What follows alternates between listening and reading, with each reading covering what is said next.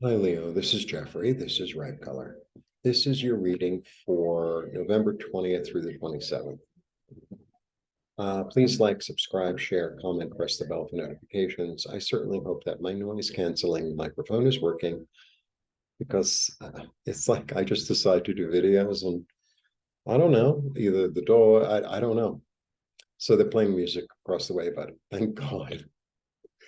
Like the song they were playing earlier was just awful. It was just awful. Like this, it's not my taste, but it's pleasant. So the question is, like little mini message is, what are you listening to? That's the question. It's like a question. What are you listening to? What are you putting into your mind? What are, the thing that you have sort of control over? Like, are you listening to radio all day that's driving you crazy? What are you listening to? Are you listening to a voice inside your head that says, something negative? What are you listening to? Because, what we put in is what we become.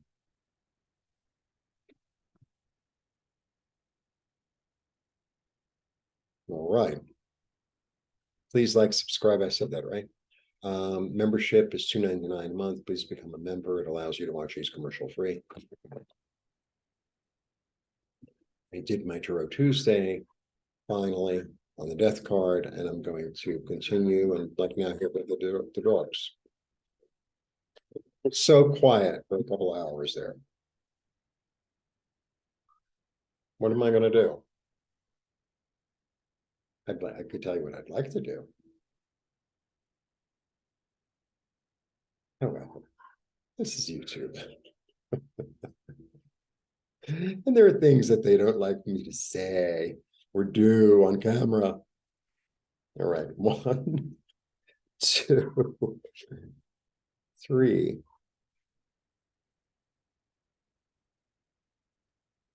Okay, I never really read this card this way. So I have the Ten of Cups, which is really about emotional satiety, right? So this could mean a really lovely Thanksgiving with people you love, right? Like that's because it's Thanksgiving this week. Happy Thanksgiving. And I'm wearing short sleeves. It's so funny. They all wear like fall clothes here. The weather is always exactly the same. It's always exactly the same. It's going to be 75 today or 77 or 74 or something in the middle of the afternoon. It gets hot. And then at night, it always gets to be, I mean, in January, I think it gets colder, but it'll be like in the 50s. Like I woke up this morning, it was like maybe 49. And they're all working around with like these down coats. It's like a sweatshirt will do, with a little light jacket. Okay. Um, it's really a little hard to concentrate actually with all the music. Okay. So this is about being sated. And then, the Four of Cups come, I do them in different order. The Four of Cups comes up, which is about comfort, which is about home, which is about being in your body, being in your mind, being comfortable with yourself and in yourself, which I talked about a lot in the weekly for everybody, which I did first this week. And then I have the Seven of Wands. So the Seven of Wands, I'm usually like, have confidence, you have the high ground. It's okay to be defensive. It's okay to eliminate the things that make you uncomfortable. It's like, let's say you're having Thanksgiving or you're going to Thanksgiving and you realize it's like, I don't really want to be with these people, right? Yeah, I know that I was invited, but I don't really want to be with these people. So I'm going to defend myself and stay at home. I'm not putting myself in a position where I'm uncomfortable, where I feel trapped. Like, what am I listening to? Right? So I need, right? Because it's about being grateful. If I put myself in a state of being around people or of turning on the radio or whatever it is, that makes me ungrateful, that makes me anxious, then what am I doing? By the way, the music got really bad again, just so you know. Really bad taste in music. And the thing is like There's so much incredible music here, but this ain't it. All right. Mother yourself. Be kind to yourself.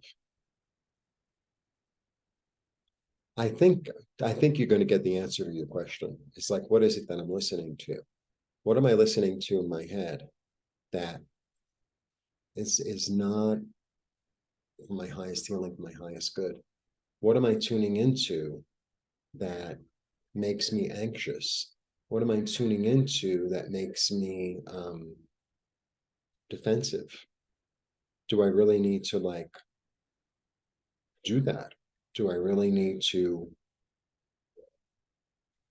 tune into it? You know, it's almost like you have a choice to eat really good, yummy food, or you could eat like fast food that tastes disgusting. And I think it feels like, you know, you've been eating this fast food for a long time in a way. You know, it could be physical. And it's like, well, what am I doing?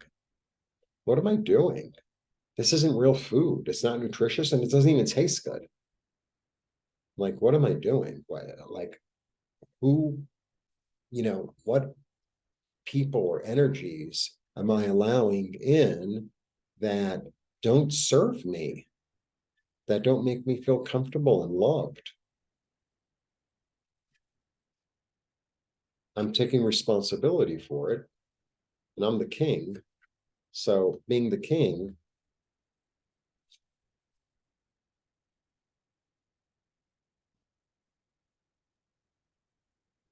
you know, sometimes when we change something really drastically, it's really uncomfortable in the beginning.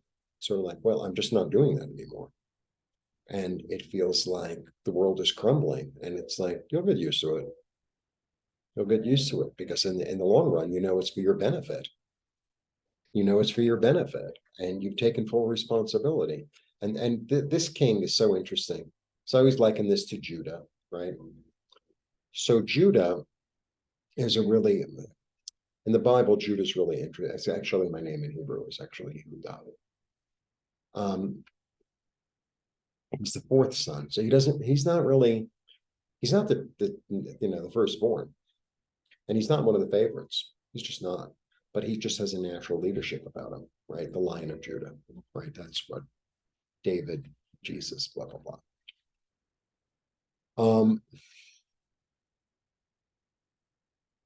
but you know they do so. You know they're all jealous of Joseph because he's the favored one, the youngest, and they're all jealous, and they're out in the desert, and they want to kill him. And Judah steps up and takes the responsibility and says, well, let's not kill him. Let's throw him in a pit. Maybe he can live, you know. And then, but Judah, you know, like if that didn't work out, like if Joseph didn't live and come back, you know, Judah would have had to take the responsibility. And then later on, when they get back, there's a lot of other things with Judah. He always owns up. He owns up his own side of the street, and you know, he's the type that says, you know what, I really messed up. I'll try. I'll do my best next time. You know I did the wrong thing. Like he owns up completely, and there's something about owning up that's really really powerful and saying, you know what, this part of this street is mine. Like this part of the relationship, I screwed up. This part of the finances, it's like I gambled it away, whatever he did, right? Not encouraging you to go gamble, but you know, but he owns up and he says, I'm going to make it right. I'm going to make it right. So maybe like that's what it is. It's sort of like, okay, it's my responsibility what I turn on the TV. It's my responsibility who I allow into my life. It's my responsibility, um, all of it. It's all your responsibility. It's all your responsibility. There's no getting away from that. And it's time to like really see and say, it's almost like you own a store, right? You own a store and you bought these, I don't know, orange turtlenecks, and they ain't moving. And you know, you've reduced them, you've moved them to the window, you put them in a good space in the store, they're still not moving. And it's like, you know what? I'm taking the responsibility and realize that I have so many of these, are taking up a lot of valuable space in the store. Like I could use that space and fill it with something that actually will sell. So take full responsibility means like if you make $100 purchase, you get a free orange turtleneck. Like whatever it takes to get rid of them, because I need the space. Because this is taking up space that I could use for something useful. So it's like, yeah, well, I have this friend and I have this obligation to them. And all they do is drive me crazy, and all they do is fill me with negative. Well, it's your responsibility to get rid of it. That's it. Your responsibility to get rid of it. So, you know, when I went to New York, I had a storage unit full. And I tried really hard to get people to help me, and everybody was like, oh, then. It just became a whole to do. I could really go to cursing now. And it was like, what are you hanging on to this for? You know, I need to get rid of it. They're going to charge me if I don't, you know, end this contract, right? Nobody wanted it. Everybody was like, it was this whole conflama drama. I tried to get in touch with churches. Salvation Army wouldn't come and pick it up. Goodwill wouldn't come and pick it up. La la la. So I hired somebody for a lot of money to dump it all because it was my responsibility. Oh, well, sentimentally, I'm going to hang on. It's like, I don't have the time for this shit. I just don't. I came to New York to take care of this, and I took care of it. Right? That's it. I have to buy pots and I have to buy everything now. But it's like I took 3 full things of luggage. It's like if it didn't come with me on the plane, it ain't coming. Oh, it's so important to keep this. And no, it's not. No, it's not. Like I had 2 really beautiful pieces of ceramic, like really hard. So I gave them to my sister. I just gave them to her, you know. I would have loved to have had them here. But it was like shipping them, and you know, ceramics don't really ship well. Um, it was like, no, I took the responsibility because it's like it's in my way. This is in my way. You know, I'm trying to start a new life, so I started a new life, you know. Oh, didn't you hang on to? I have 8 books. I used to have 200 books. I'm not even exaggerating. I have 8 books. Like, I'll build again, but I had to get rid of, right? And I did everything I could to ask for help, and it wasn't coming. It's like, well, it's on me. It's on me.